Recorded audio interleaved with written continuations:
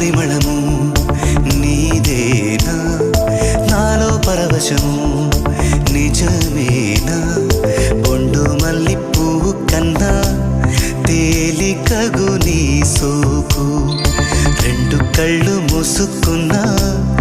లాగు మరి నీ వైపు సొగసును చూసి పాడగాయలా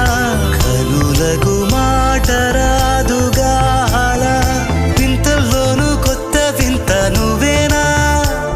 ఆ అందం అంటే అచ్చంగాను నువ్వే ఏ చిలిపి కళ్ళలోన కలవో